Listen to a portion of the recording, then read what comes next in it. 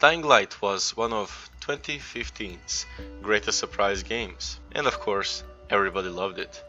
I mean, marrying the thrill of surviving a zombie outbreak with a newfound focus on parkour made it one of the year's best. And there's no doubt that we are eagerly waiting for the sequel. I mean, it's so close to the sequel. I cannot wait for Dying Light 2. Dying Light 2 development history has been a rough one, with delays and silences continually, as you know, fueling the community's rage.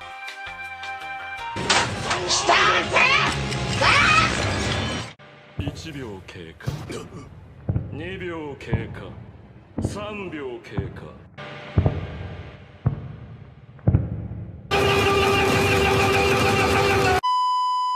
This has led to many new gamers jumping on to the new hype train. And then, here's the question.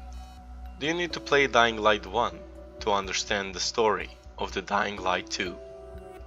The original Dying Light takes place in Haran, where the protagonist is an undercover GRE agent by the name of, ya boy, Kyle Crane.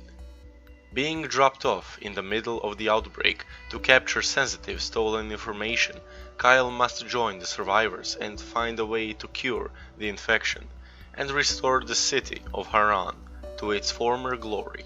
Dying Light 2, though, is set in a completely different place, a European city whose name hasn't been revealed yet. The protagonist, Aiden Caldwell, is tasked with finding a cure for the outbreak, and their journey is tutored to be full of meaningful choices that might change the outcome of the story. While the setting may be different, both games are set in the same universe.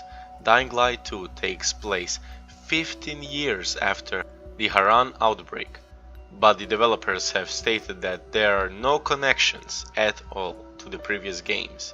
This means it is not necessary to go back and replay the first game to get sense of narrative, which is ultimately great. But I think they will drop some, Easter eggs and things like that, because they cannot just pretend that Dying Light never existed. Dying Light 2 world, characters and overarching narrative might be different from the original, but there are a lot of reasons as to why fans must play the original should they have the time. Dying Light boasts an excellent movement system, and fans of games like Mirror's Edge and Assassin's Creed would instantly feel at home. The story might not be the best, but the associated characters make the journey worth seeing through to the end. Players curious to know how much time would they be spending in Dying Light might be pleased to hear that it is a relatively short.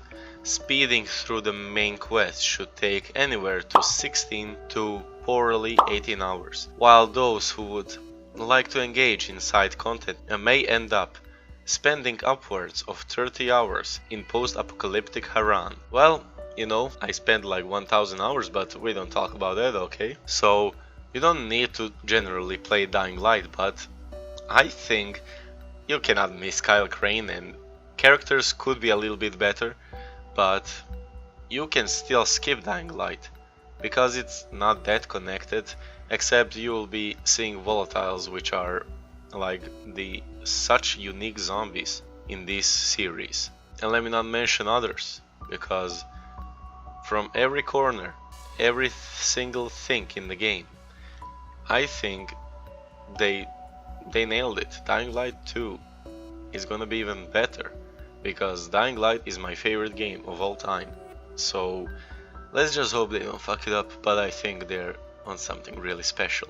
And tell me in the comments down below what you think about this video, and it doesn't hurt to leave a like, and of course subscribing is free, and I'll see you little potatoes very soon. Bye bye everyone.